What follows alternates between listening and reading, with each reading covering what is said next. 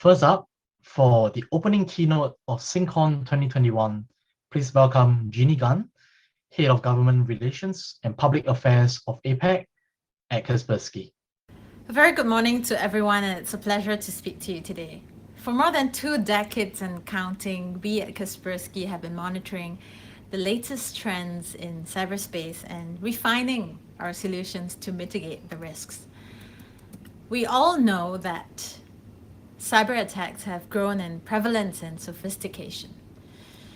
The good news is that governments and enterprises across the Asia-Pacific region have been shoring up their cyber defenses amidst the recent spate of cyber attacks. The bad news, however, is that cyber criminals are not letting up, and they are highly skilled in capitalizing on the vulnerabilities in our systems and will only get better. Who will win the fight is to be determined, but one thing is certain, we still have a long way to go. Of growing concern today is the security of our ICT supply chains, where the European Union for cybersecurity estimates a 4-fold growth in ICT supply chain and cyber attacks this year compared to 2020. You may be familiar with NotPetya, WannaCry, ShadowPad, and most recently Sunburst, the malware that breached an American software company and used it as a conduit to infiltrate 9 US federal agencies, including the Office of the President and the Treasury and Commerce departments. Many more companies were also compromised as a result. Our ICT systems have been more connected than ever before, but this also presents opportunities for cyber criminals to move up the ICT supply chain to attack software vendors or IT services companies with the intent to compromise their clients through a backdoor.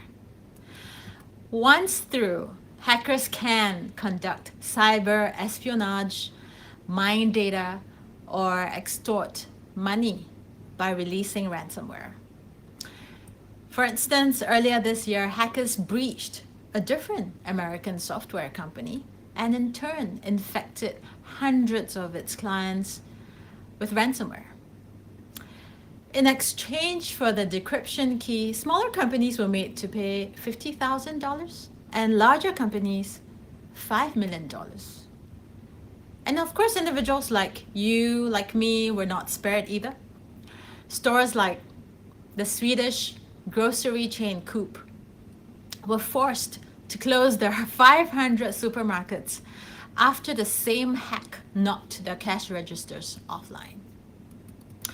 So what is the way forward with the scale of the impact and the range of stakeholders involved? Who is responsible for the cybersecurity of our supply chains?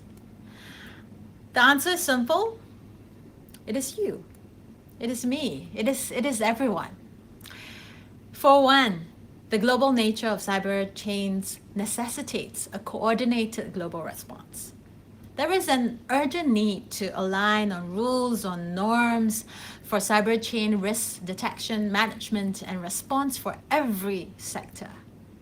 At a multilateral level, global platforms such as the UN's Internet Governance Forum are a good start.